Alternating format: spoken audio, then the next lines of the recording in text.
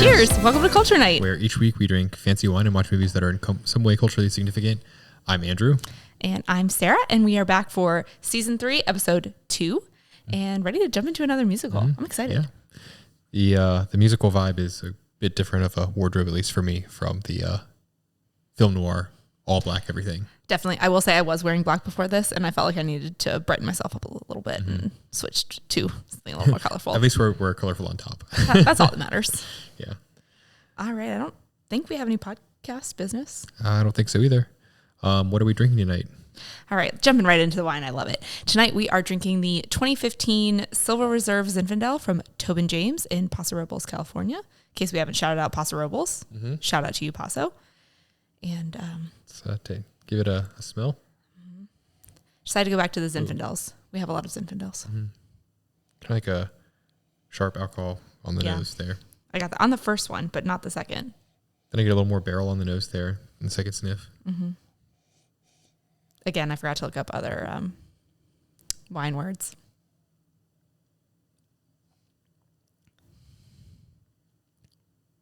Not too much on that first taste. I get a lot of strawberry in the end, though.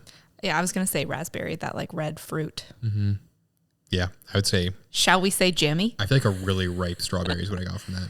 Yeah, like one that's red all the way through, not white on the inside. Yeah, not the sourness of it. Yeah, that's good. Surprisingly not as sour as I thought it would be based on the initial smell. Yes, I feel like I always say this, I'm sure. I'm always I don't have a strong opinion of Zinfandels, but every time we open one, I'm like, oh, that's pretty nice. Let's see if it gives any, rich, deep, complex, according to the label, and cellar worthy. Doesn't really give any tasting notes there. But I know, we've got to get those like pamphlets out and look through single blend Zinfandel. So, very good. Yeah, ready to dive into it a little bit more. But now, oh, no. All out of whack today.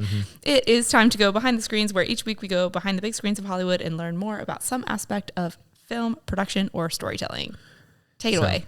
This week we are looking at the film to 4K remastering. It's something I've been kind of curious about with a lot of these older films that we're watching, like that were filmed in like the 40s, 50s, 60s, we're watching them in 4K for the most part. Singing in the Rain was surprisingly excellent quality. Right. And so you're kind of shocked at some of those movies that are really old, that are really high quality, at movies that you kind of watched that were from like the 90s, 2000s, like plus. You don't really see that quality as much. You don't really see them being remastered. So I kind of wanted to deep dive, or I guess go behind the screens on remastering. And to start with, looking at the term remastering, or actually mastering, which was the process where you took all of like the various footage that was captured for the movie. They did all the processing, all of the color grading, or not really grading, but like the color processes to draw the color out of everything, put it together into a copy referred to as the master copy. And from that, they made copies for distribution in the movie theaters. And then later, once the technology was there for like VHS and other distribution channels, to take that master copy and essentially like through chemical processes, like project that onto other mediums like the VHS tapes. When they did that, you kind of like, I guess, make that for the medium that it's going to be played back on. And you can kind of lose a lot of quality there based on what you're making it for. And also, like, why are you going to try to make a super high quality a version of something that's going to be played back on a super old CRT TV that's, 4 inches by 4 inches, like not really going to have the highest quality there. So a lot of people like see these movies that were made for those mediums. Like if you went out and bought like the VHS tape for some of these older movies, you would not see this quality. So when luckily, based on the difference between film and digital, is that film doesn't really have a resolution. It's not really made of a bunch of like pixels, like 1920 by 1080 or anything like that. It's analog for the most part, and it's more like grains between each of the frames that you see. Tons of tiny little dots. But it doesn't really relate one-to-one to any sort of like specific resolution that you might see in digital copies today. But what they've been able to do is take that old film and remaster it. So they take the original footage and they can project that onto an even better master medium. They can do color correction for scenes that might not look right when they're projected at that size. Do some sort of like slight little editing and tweaks on there to make things look better at that high resolution, and some effects that might not look good as much under close inspection. And they're able to remaster, make a new master, and then from there make the other copies of it. On the other hand, movies that are filmed with digital, it's like what you get is what you see is what you get. If it was filmed on 1080p, like it's 1080p. If it was filmed on 720p, it's like you can't really do much of that. You can't really make something out of what's not there. Now you can do things like upscaling, which is like if you have, a 1080p and you're trying to upscale it to 4K, you basically have 4 times as many pixels now to work with, but you're making something out of nothing. So you can essentially take each of the original pixels that you have and then make new pixels based on like the averages of everything that's around them to make the 4 new ones. And there's all sorts of various techniques. People are using like AI to try to figure out what the best color of that pixel should be based on the ones around them to make something look better. But you kind of get diminishing returns, especially in movies that make heavy use of like CGI and animations and whatnot, because a lot of the models that were originally created were created with like little detail, because it doesn't make sense to have this super elaborate, huge, crazy digital model created to then project it down onto 720p and you lose all those pixels anyways. So when they're remastering those, you need to have like all of the original models, and then you're gonna have to have someone go back and be like, okay, we're actually gonna have to redraw this in even higher quality. Yeah. And I mean, all that makes sense. So when you think about like even just like a picture would go onto a piece of film, and then you could blow that up to whatever size you needed it to be. And from my very limited digital videography experience, I know that when you don't have the quality there's really not a whole lot that you can do on a very basic level to get it to be, and it is noticeable against other 4K, or even if you're shooting, 720 to 1080, like when you don't have all those pixels, it's very noticeable. And doing that at film scale and going from things that, are just much lower that level of quality. Yeah. It's not likely to be really even be attempted. If it is, it's probably going to look kind of crappy. A lot of people point to, like the Star Wars movies as a good example of this, where like the original trilogy upscaled because it was on film looks better than the prequel trilogy from like the 2000s that was filmed digital, because the prequel trilogy actually had a whole lot of CGI that didn't really scale well, and 2 of them were filmed on digital. So they kind of like they look worse than the ones that were filmed decades before them. On the other hand, movies like Jurassic Park that were filmed on film and didn't use CGI for like the dinosaurs look amazing today, scaled up, because they're able to use those same techniques and not really lose a whole lot of quality. So very cool. It's kind of cool why you see a lot of these older movies that are remastered and look so great, whereas movies that are from like the late 90s to 2000s that were filmed in 1080p, you can't really do much, and when you've got low quality CGI and whatnot, it's gonna look kind of cringy. Unless you spend billions trying to recreate each individual frame. And it's just so crazy thinking like in the 2000s, it's like, oh man, we're shooting this in 1080p. This is so cutting edge. And then now, 20 years later, how much lower quality that ends up looking, even though it was like revolutionary. Or it will be interesting to see with like all of the artificial intelligence, like, there's been so many strides made on upscaling that I wonder how far they can really push that for some of these movies to take them that, can't easily be remastered by making more content, but you can kind of generate it with generative AI to make those kind of things, what they can do there. So there's a whole lot of unknowns there. I think there's going to be a lot of uncanny valley things where you're going to be like, this doesn't look right because it's like something's just off enough, but we'll see if they can tweak that enough in the future. Yeah. We'll see. Only time will tell how that plays out, but very interesting. Yeah. Cause I was very alarmed last week when we started the movie, and I was like, the quality on this is great, but this was filmed in 52. And just to see how they can take that and scale it up is pretty crazy. And obviously, if they lost the original like master or the original footage, I mean, you can't really do much to remaster. You're basically taking that master and doing your best, like it's digital, to try to make it a little bit better. But it's when you have all the original footage that you can then take that and use the the chemical processes or any advancements there and make even better material to then create the master from, to create all the distribution from. Interesting. Well, thank you. Very cool. And I mean, no spoilers, but we are going back to the 50s again tonight. So we'll see if we get that same kind of higher remastered quality in tonight's movie. Hope we do. But for now, it's time for Slept on It. So we are diving back into Singing in the Rain. And does your rating change after sleeping on it? You gave it a 4.5 and I gave it a 5.4. I don't think it really changes. It is what it is. I mean, it was an okay movie. It kind of was hard to figure out whether it was like a really musical at first, and then it was like almost too much music at the end. Not super balanced. Yeah. In that aspect. I think I just liked the story so much more than I thought I was going to. Mm-hmm. I mean, because I was imagining like literal just rain the whole time and some kind of really dumb story around that.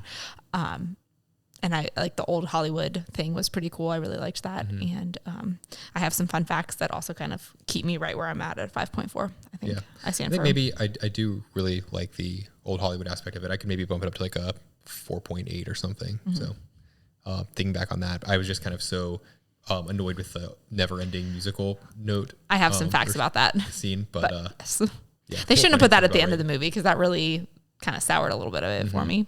Yeah. All right, so spread it out a little more. Yeah. So now time to go into our deep dive, shallow dives, fun facts. Maybe one day we'll come up with like a really solid name for it, but right now it's just some extra stuff about Singing in the Rain. So we did talk about, we were wondering whether or not it was actually based on a true story, since it is that old Hollywood retelling of that time period of transitioning from silent films to the talkies. Also, I really hope to never have to say talkies again. I still really hate that. Kind of like it. Not for me. Just got the old-timey vibe. It is very old-timey for sure. And it is loosely based on the real transition. I think a lot of the production companies were kind of freaking out about, staying up to pace, which, still stands true today as technology advances. But there was no like actual, like, this is exactly what happened and we just retold it in a story. It was actually not even based on a Broadway musical, which was not the case for most of the musicals at this time. It was actually a story that was written to showcase songs written by composer Arthur Freed. And he'd written a bunch of songs for a bunch of different musicals. And then he wrote the story to put all of his songs together. So the story was the songs were already there. And then the story was kind of woven around it, which you can kind of see looking back on it. Yeah. Yeah. It's almost like, just like a backwards of how you would think about it. You take a movie, make a soundtrack for it. This make a soundtrack, make a movie for it. Just kind of interesting. Yeah. So, but also on that note, there was one true original song for the movie, and that was Make 'Em Laugh, as they realized they were getting close to production, and Donald O'Connor's character didn't have a solo song, and so they wrote that song for him. Interesting. Yeah, I guess it makes sense. It wouldn't really. The others I feel like could play well as a standalone for the most part. But on that note of Make 'Em Laugh, apparently O'Connor had to go to the hospital because of the exhaustion and the like injuries he sustained doing all the crazy like backflips and stuff. Jeez. And landing those backflips wrong could have killed him. Like if he'd hit that wrong, he would have been dead. And just the exhaustion of doing that the whole way through really wore him out. Also, I have so many notes on this, and I'm going to try to keep them brief and succinct, but there was so much like behind the scenes, like interwoven gossip and drama and all kinds of things. It was truly fascinating, but also I'm glad I was taking notes because it was really hard to keep track of who's who, especially because you watch it and you know their character names, but then trying to remember everybody's real life names and all that was kind of confusing. Yeah, we don't know a lot of these actors. They're not as more modern. We didn't grow up with them, so we don't know them by heart. Yeah, finally I had to sit down and have like multiple tabs open and start taking notes. One more fun fact about Donald O'Connor, who played Cosmo in Singing in the Rain, is that he was supposed to play Phil Davis in White Christmas, which leads us back to our he looks like Danny Kaye thing. But he was in I think it was like a series of films about a talking mule, and he got an illness from the talking mule, and that kept him from playing Phil Davis. So Danny Kaye replaced him. Wow. So I thought that was really interesting. That's crazy to think that almost didn't happen. It would be a different world. White Christmas would be different. I mean, it'd probably be relatively the same. I mean, more importantly, Christmas Vacation would have a different line at the end. Very true. Very, very true. And there was a 13-year age difference between Gene Kelly and Donald O'Connor. We were talking about how they looked like there was a really big age gap, and they are in real life 13 years apart. Some hot gossip and drama from behind the scenes of the directors is that it was directed by Stanley Donen and Gene Kelly. They directed it together. And I believe this was their first film. I didn't write it down. I'm not sure. I will fact check that. But they apparently, they worked together a lot over the years, but they had a relationship much like Don and Cosmo from the movie, where Gene Kelly was the star, like superstar. And then he was kind of the sidekick. And apparently their relationship grew very bitter over the years. And I think Gene Kelly was always in the spotlight and he didn't get as much credit. So some drama there. And then just a couple other things is this, that Debbie Reynolds had no dance experience going into this movie, and she had to work like day and night tirelessly because apparently Gene Kelly was a real like choreographer, like stickler for making sure everything was like absolutely spot on and perfect. And so she had to like work her butt off to be up to his level of dancing, which I find impressive, especially thinking about like the streamer scene where she's still like singing and tap dancing and acting. Yeah, that was impressive. Wiping streamers out of her face. The focus on that one. That's something you tell like it had been drilled in order to not mess up. For sure. And then on that same note is that in that long musical number, the actress that had the long dress thing that was flowing in the wind that he was dancing with, that was supposed to be Debbie Reynolds' character, but she did not have the dancing like abilities to play that role. So they cast this other like dream imaginary girl, but had Debbie Reynolds been any better of a dancer, that would have been her doing all of that, which I thought was super interesting.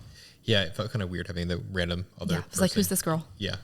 But also apparently she's taller than Gene Kelly, and he choreographed the whole thing so that they were never standing side by side at the same time. So they always looked like he was taller.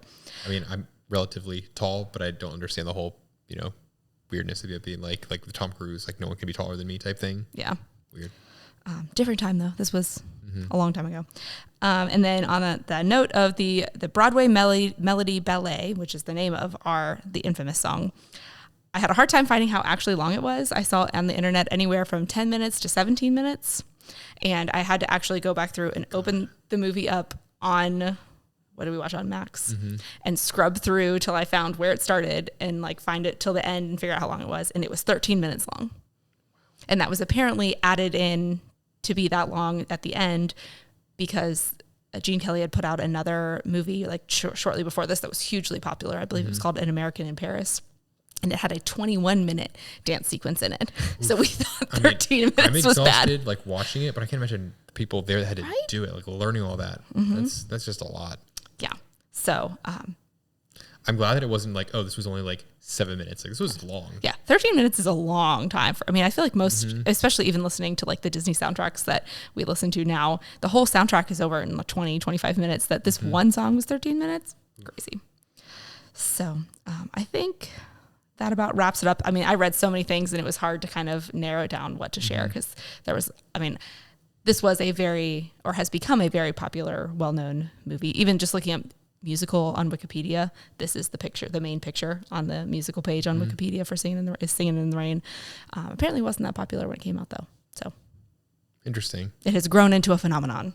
Yeah, it portrayed itself as a movie that would be very like catchy and like knew that they were going to be popular at the time. And apparently it was kind of a flop and has just over the years. I can see why. Just you go there thinking you're going to watch a musical. You get like very little music throughout most of it, and then suddenly it's just like in your face this 13-minute like dance number at the end. So yeah, I understand why it wasn't super popular. Yeah, I get it too. But those are all my fun facts. There's more if you're interested. Search the internet. It's fabulous. Fascinating. Yeah. All right. So any other thoughts? No, I think that's about it. Ready to move on to tonight? Yep. Let us know. What are we watching? We are watching Oklahoma from 1955. It is rated G. Interesting. We'll see how that actually plays out. Again, I think it's another post MPAA ratings. They just stuck the rating on there because this was still 8 years before they came out. Predates it for sure. So let's just hop into our time machine real quick and head on back to 1955 and set the stage. The number one movie from 1955 was Lady and the Tramp, followed by Mr. Roberts, and number 3 being The Sea Chase. Grossing, I see where I got kind of off. Yeah, sorry. I put it side by side and it just... grossing 66 million, 21 million, and 12 million respectively. Heard of Lady and the Tramp? I've never heard of the other two. Yeah. I was excited to at least know one of them, so... And the top 3 songs that year were Cherry Pink and Apple Blossom White, which I believe is the prequel to Apple Bottom Jeans. Artist Perez Prado. You all right? I shouldn't have been prepared for that. I'm just spitting facts. Okay. So, Rock Around the Clock by Bill Haley and His Comets. I was excited for that one because it was what's his face and the four lads, and now it's his comments. Someone and his comments. Apparently, it's a sign of the times. Is his mean Bill Haley has some comments, or is his supposed to be like bless up his? Well, I would assume it's Bill Haley's comments. I guess the people in his orbit, somewhat. Maybe? Yeah. And the third biggest song being "The Yellow Rose of Texas" by Mitch Miller, which. Familiar with the Yellow Rose of Texas being a thing? I don't know if I've heard of the song. Yes, it rang a bell in my head. I don't know it. I do know Rock Around the Clock. But opposite of Texas, we are watching, like I said, Oklahoma. Bitter rivalry there. Yep. Have you seen Oklahoma before? I think I have.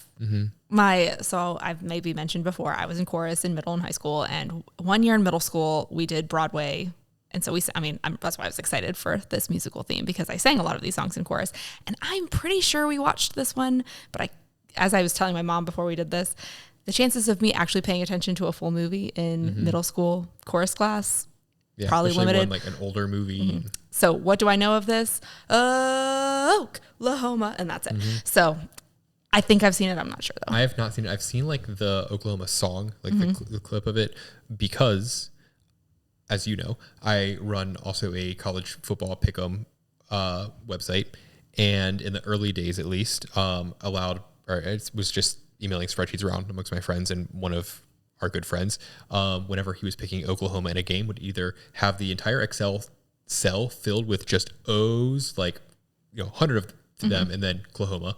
Or would send like the YouTube link to the Oklahoma song. And so just like I eventually figured out what he was talking about from the YouTube link, obviously. But that is literally all I know about it. I'm interested to see if we sang any more of the songs from the soundtrack. And I just don't, I only remember the one, that it's actually titled after. So I'm interested to see if I recognize any more. Because last week I was surprised by how many songs I actually knew from Singing in the Rain. So I don't know. I tried not to look at anything while I was looking up this information. It is, based on like history. I think Johnny Harris mentioned it in one of his videos, maybe, or someone was doing a coverage of, I think it was Johnny Harris, about like Oklahoma itself. And I can't remember if he said this was like relatively accurate or like whitewashing of the actual history of it. I task you to find that information. So we will watch this, but it'll probably be next week that we'll actually figure out the real truth. But we're going to watch the Hollywood truth of Oklahoma. Yep. I'm excited. So are you ready to get your lassos out? I should have brought a cowboy hat down or something. I know. We were really on theme last time, but I think we need to get better about like costumes or something. Yeah. Or we can just keep wearing our pajamas because I like this better. It's a lot easier. It's a lot easier. All right. Boomer Sooner. Let's go. All right. Oklahoma.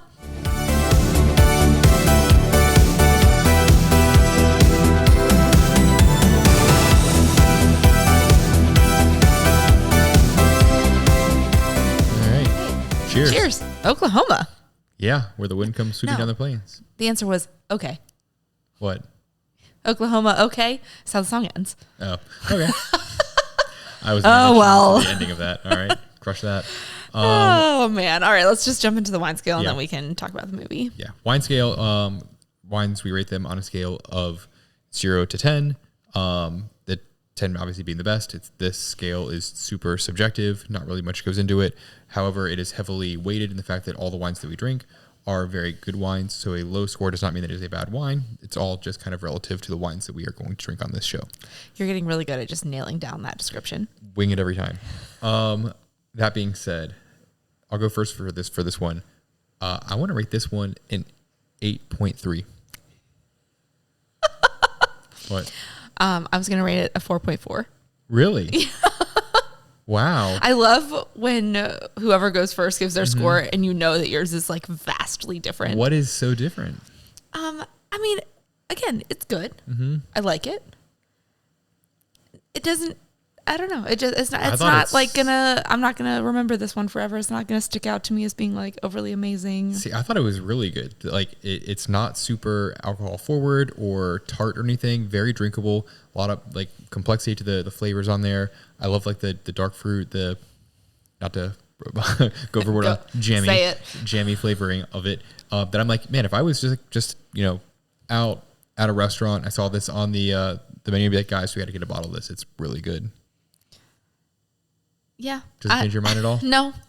I think it's good. And if I saw this on a menu, I would say, hey guys, we got to get a bottle of it. Mm-hmm. This is pretty good. But I mean, it's obviously far better than any like bottom shelf Zinfandel you're going to find in a grocery store, but it's not like a knock my socks off. Wow. So sorry. Yeah. I mean, you're not wrong. It's your own opinion. I just really like this one. I thought it was good. I just, it doesn't stick out to me. Mm-hmm. So sorry to disappoint you, but. Tough critic. All right. All right. Let's jump into the movie rating out of 10. Would you like me to go first? I'm going to give it a 3.8. I'm going to give it a 4.8. Yeah. I'm not going to sit down and watch it. Mm-hmm. There are songs that I know from it, but to me, they're more nostalgic from my middle school chorus days than they are from this actual movie. There were some parts that made me laugh. I could maybe be talked up to a 4, a little more. The more I think about some of the characters were funny, but like the story, I thought was the actual story itself was hard to follow, and it was long and weird, and I don't know. I was gonna give it even lower, honestly. Like I was thinking about it with like 30 minutes left, and I was gonna give it like a much lower one, like around 3. But then I remembered what I gave Wonder Man, and I was like, I can see a lot of daylight between this movie and that one. That I feel like it justified a higher score. I also liked this one better than Singing in the Rain. Oh no, I liked Singing in the Rain much better. Singing in the Rain was just kind of like, I didn't even know what they were really getting at. This one also was kind of weird, but I liked the songs better on this one at least. There were a couple parts that made me laugh.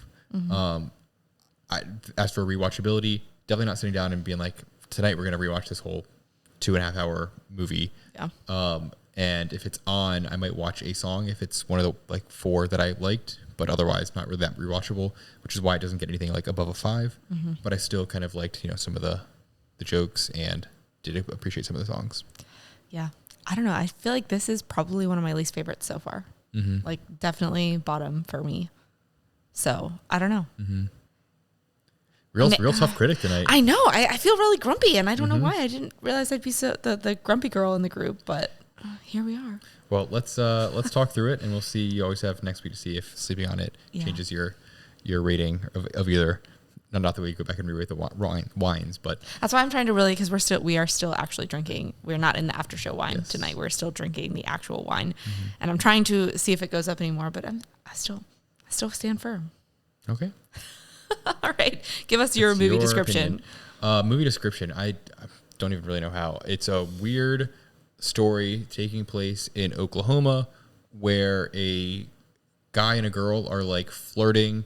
She's playing hard to get. It turns into this weird situation where she's going to this dance with some other guy than him. Leads to a whole lot of drama. They end up getting married. Other guy dies. Just a whole lot of unexplainable, weird stuff. The first 80% of the movie takes place in like one day. Sorry, first 90% of the movie takes place in one day, and then they really cram a whole bunch of like time into the last bit, I guess. But honestly, the whole thing could have taken place over like 2 or 3 days. True. There were no rules, right? Yeah. Well, the peddler did say that he had been married for 4 days, so this must have been like taking place over the course of like a week, probably, and the most of it took place in that one 24-hour period. Yeah. Weird. I will go into the TV description.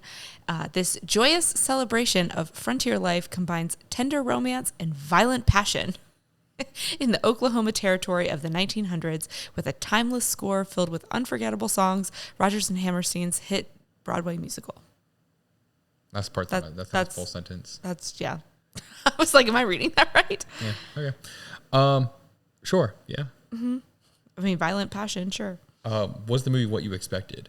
Absolutely not. Kinda. I was expecting more than just like some weird isolated love story or love triangle.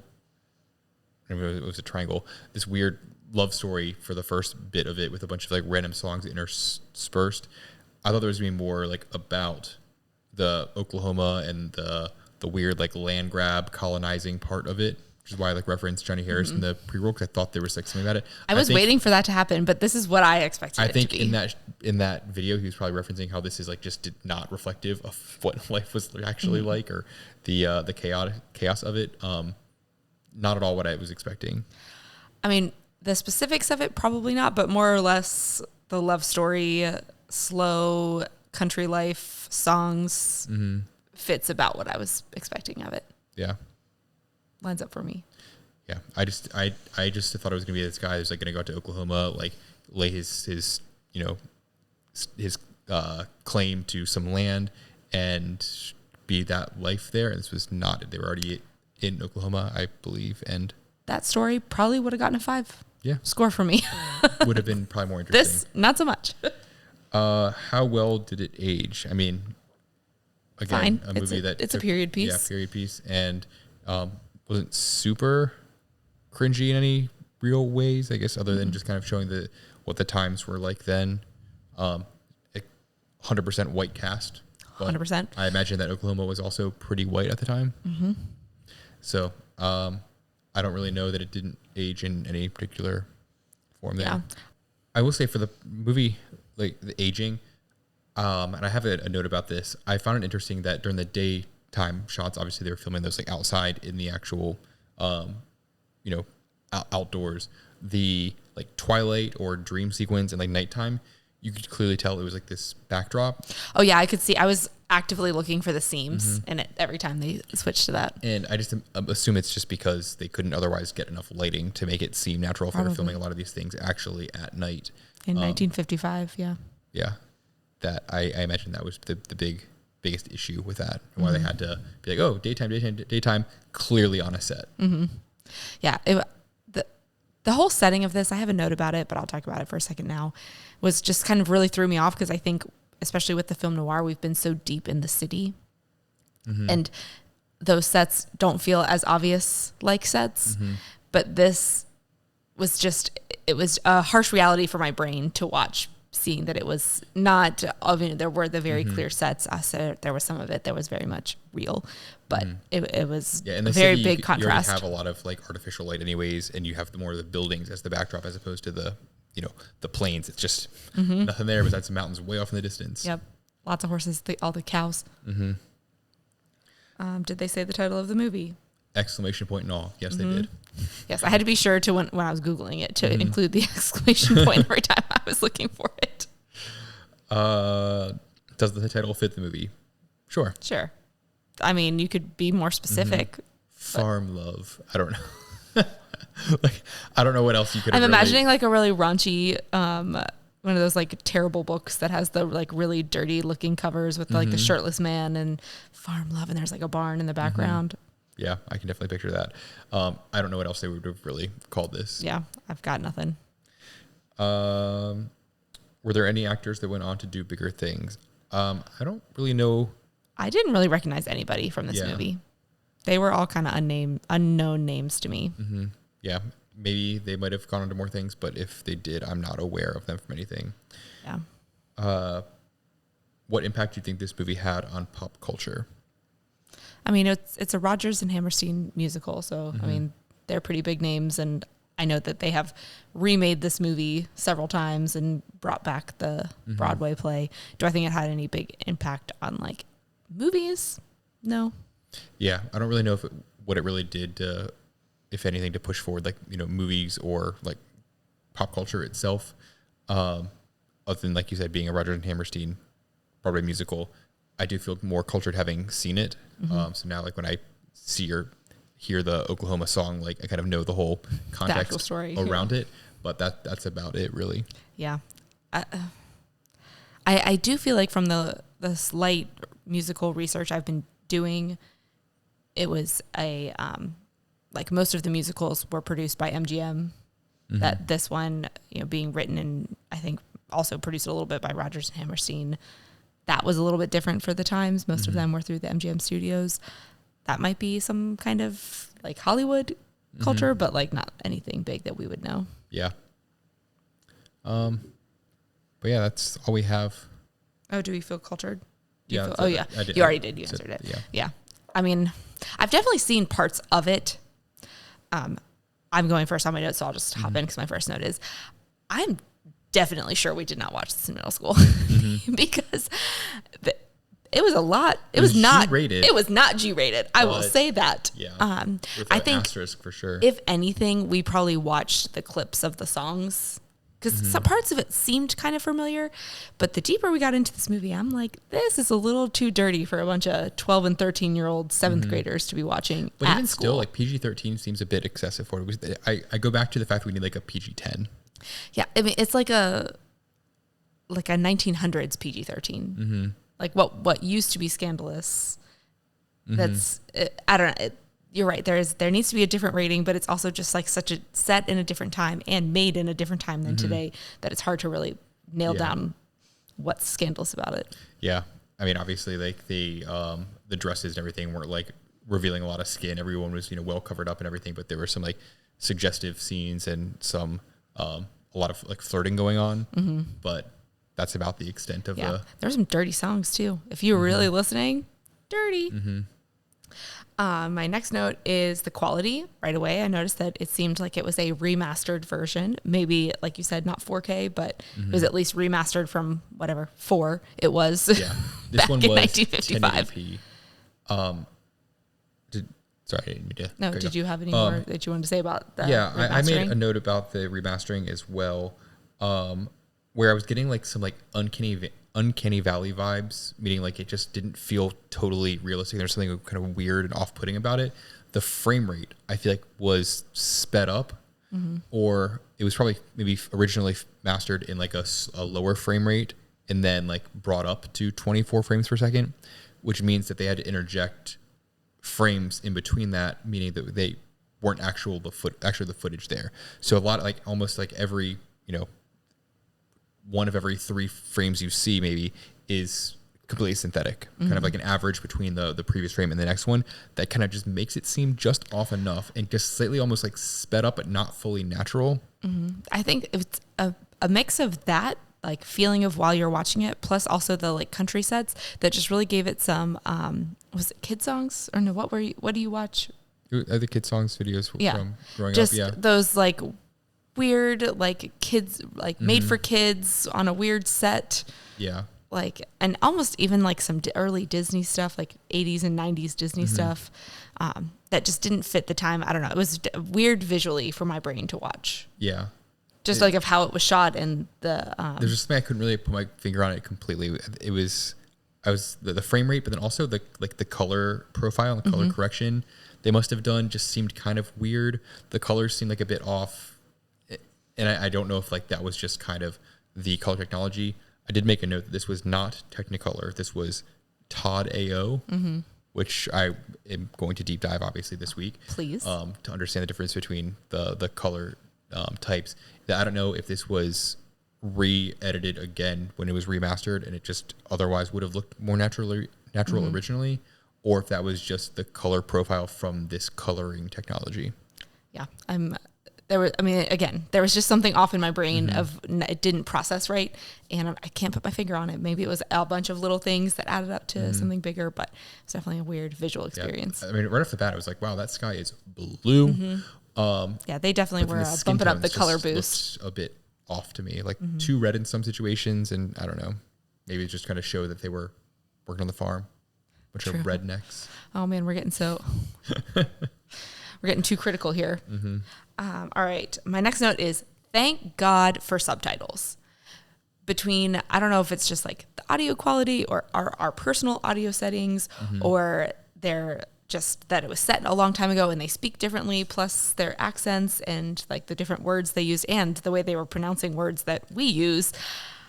Thank God we got to watch the whole thing with subtitles because it would have been impossible to follow without them. I loved whoever wrote the subtitles, at least the version we were watching, because they basically wrote it the way they were saying them. Like when they were saying the word cares, but they pronounced it Keers. And so the subtitles wrote it as Keers. And I'm like, that's awesome. Yeah. And because I would see the words pop up before they'd actually say it. And then I'd hear it and go, oh, that's what they were saying. I mean, I would not have made it through without the subtitles though, to truly understand what they were doing. I turned those on pretty early on. Yeah. It's a safe bet in these movies before 1960, especially because this was set in like very early 1900s. That, you know, and in the farm life, and they just speak very differently than we speak now, and I needed that. But even still, gonna jump back into my notes again. That's fine. For the audio, the way they were singing, like they were really like projecting and really like going to it, but they were also like really kind of controlling their like facial muscles and body, as like they were really projecting. But I feel like in modern day musicals, like people really like try to get animated and like really show a lot of emotion and like, you know, body movements. In this, they were almost trying to like walk around like they were just actually like out there walking on the farm, while they're like really like deeply projecting these voices. That I assume it's because they had to just do it all in one take. You couldn't really go back and dub over very easily the whole musical numbers and have that match up perfectly with all these people acting around. Nowadays, I think musicals, they film it in a studio in a very controlled environment. They voice over a lot of these things.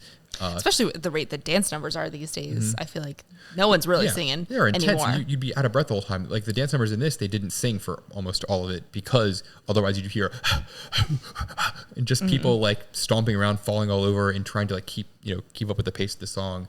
That I found it very interesting, the style of how they had to do those. I hadn't even thought about it like that. That, you know, there were probably actual reasons to how they carried themselves while performing. But I will now start paying more attention to that as we progress through our musical numbers to the present. Because at the beginning, I was trying to put my finger on like why it was so weird that he was so like, I don't know, like church singing some of these songs, like really like church. like he was at the chorus, right, like really right. like exactly from the chest, like projecting out. And nowadays you don't see that as much because people are singing these songs like in a studio and then just acting these out with a whole lot of like emotion to them in their moves. Again, sticking to a theme and doing it in chronological order really is going to pay off for us. Yeah. I can't wait to the more modern ones, especially like the really dance heavy ones. Right. I also I don't know how we're going to ever cap this season. We keep talking about it. Our musical list is so long, and I don't know how we're going to pick and choose. So if you want to have a favorite, put it out there, because we don't know how we're going to narrow it down. We'll take those as votes for actually choosing which ones. We do have a long list. I think we have a 20 movie list at least. So there will be multiple musical seasons. My next note is, going into it, I wasn't sure if I just knew Oklahoma or if I knew more of the soundtrack, but I have and did sing in chorus, What a Beautiful Morning and Surrey with the Fringe on Top. And I have been singing that Surrey with the Fringe on Top nonstop since we started this movie 2 days ago. I've been singing it too, but I'm singing it more of my own version. That's more of a Beyonce like mashup. A little love on top. Surrey with the fringe on top, baby. And I think if I didn't already love the original, I'd be way deep into your version. But like, I have so many fond memories of that original version. Yeah. So sing away. Catchy. It is a catchy soundtrack, that's for sure. Or at least some of them. But on that same note, I'm going to skip ahead a couple. The song A Girl Who Can't Say No, I don't know if that's actually what the song's called. That might be one of the dirtiest songs that I have ever seen in a musical. And we hear a lot of dirty music now in the 2020s. Most pop songs are just pretty dirty.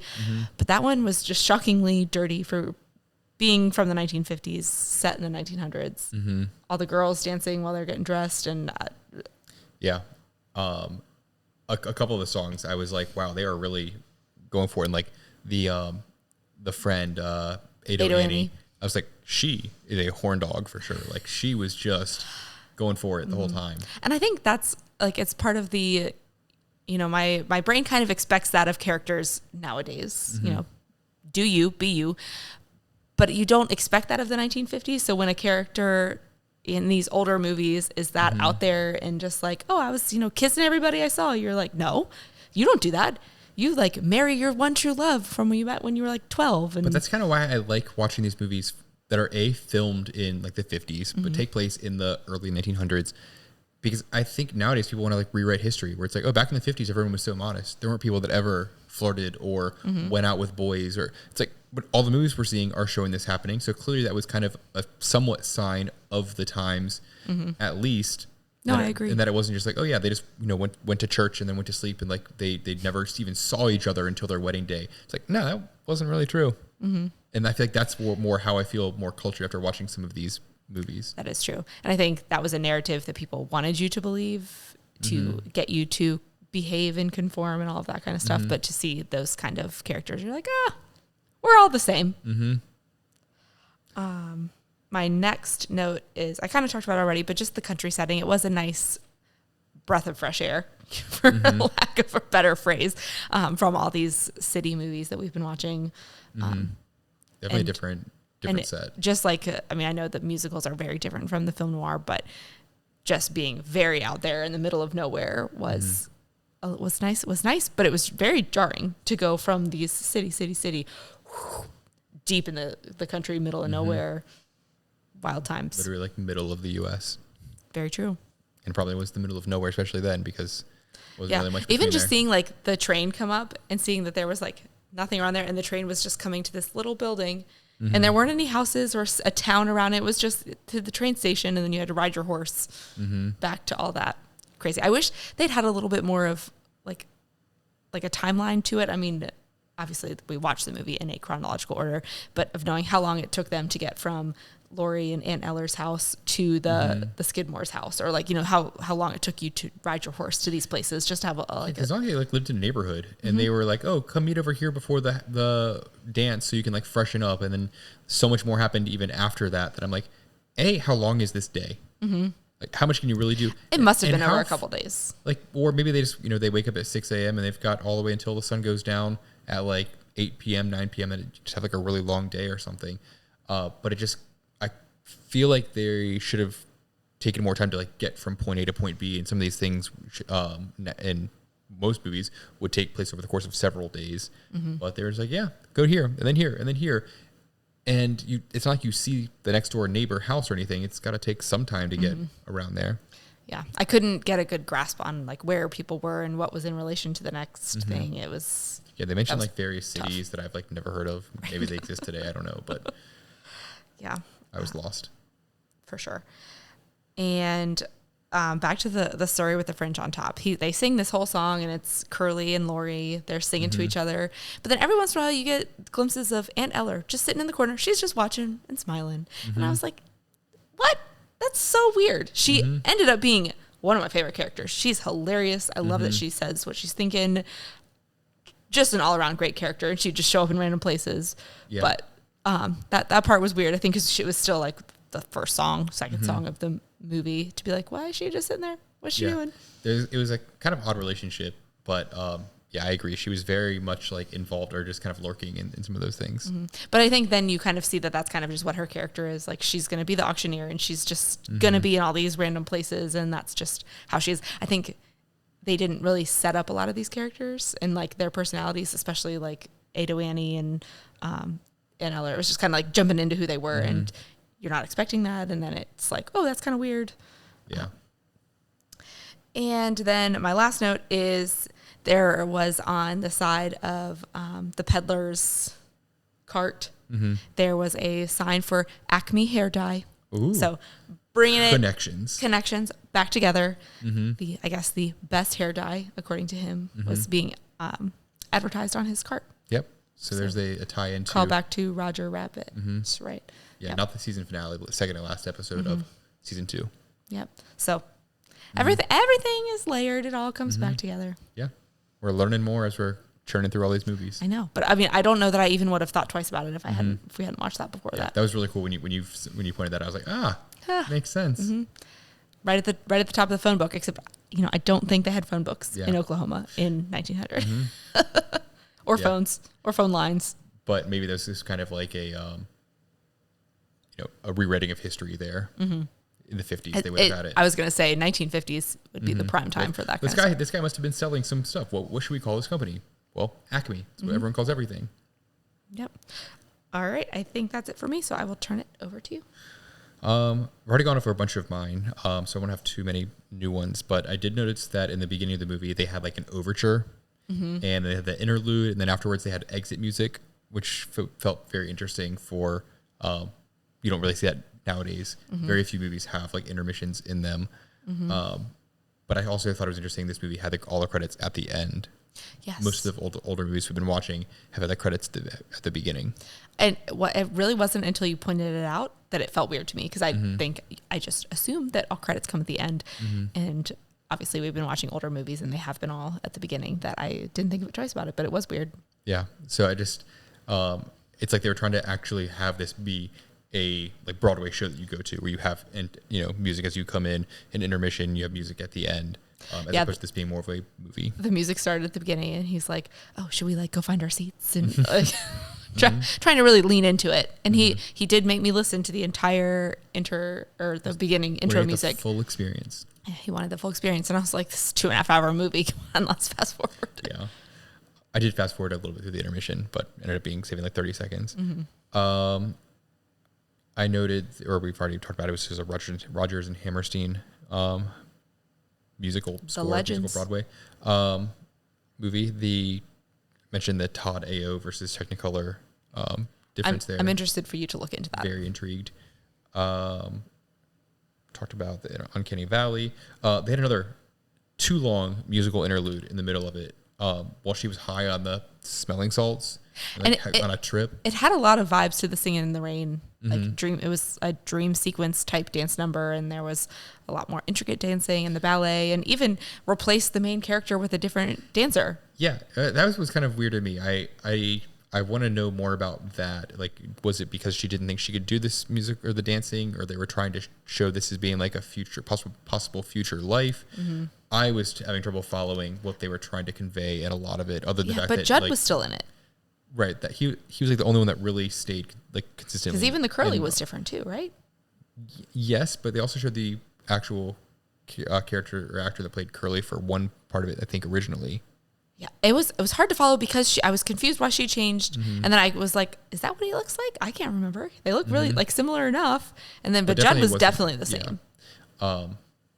It's like the only thing I really got from it was that she clearly, if she was choosing between the two, did not want to choose Judd. But I also feel like that was pretty obvious from the beginning. Right. I don't think you needed the high smelling salts to. Yeah. Again, she just like should not have led him on. I felt like until he went off the deep end towards the end of the movie, I felt like he was just like getting shit on the whole time unfairly. It's like he was working there. He took like initiative and like asked her to the dance, and then everyone's like all against him and putting him down, and he obviously like it feels like he's been led on by her or something, because she's been rejecting Curly to choose him this whole time. She like took care of him when he was sick, and he like has feelings for her. But then it gets kind of like rapey a little bit, where he tries to like, I don't know, get her alone on the horse and all those things, and then get her alone at the party, and comes and tries to like kill them on their wedding night. Yeah.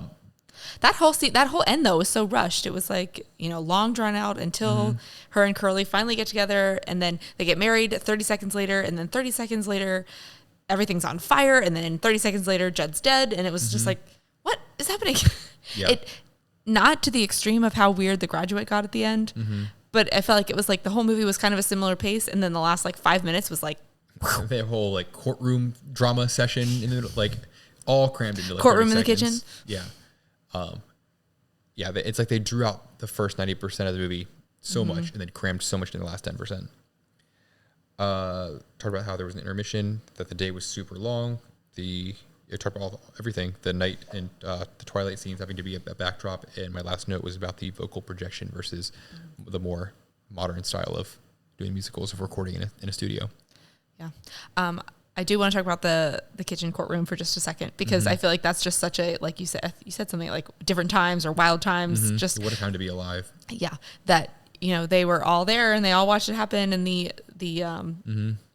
judge happened to be there, and the sheriff also happened to be there, and they just did this whole courtroom but like this courtroom trial in the kitchen, and just was like, okay. It's like had all his peers there. So. And that was fine, because Oklahoma wasn't really a state, and there was no giant legal system, and that's just how it happened. And it was just wild. Yeah, crazy. And then they were like, okay, let's go on our honeymoon. Bye. And everyone just accompanies them to the train station. Weird. It's a weird ending. Yeah. Yeah, I'm standing firm in my rating. We'll see. We'll see how I feel a week from now. But odd movie, but I have a couple things that I'm just really excited to deep dive on now. Oh yes, I was Googling the whole time, but it's hard to like actually sit and read through stuff while you're also trying to watch too. So definitely excited to dive deeper into this, and make sure you guys tune in next week to see what we find out about Oklahoma and see what we're watching next week. And if you haven't already, you should rate and review wherever you get your podcasts, and subscribe on YouTube, and comment if you're enjoying this, or if you have any ratings or votes of musicals that we should watch this season. And follow us on Instagram at Culture Night Pod, Twitter at Culture Night Pod. Yeah. Anywhere you can find us, reach out to us. And we're excited to come back next week for another one. But in the meantime, you know what I'll be singing? Surrey with the fringe on the top. I'm singing a slightly different version. And then there you go. All right. We'll see you next week. Bye.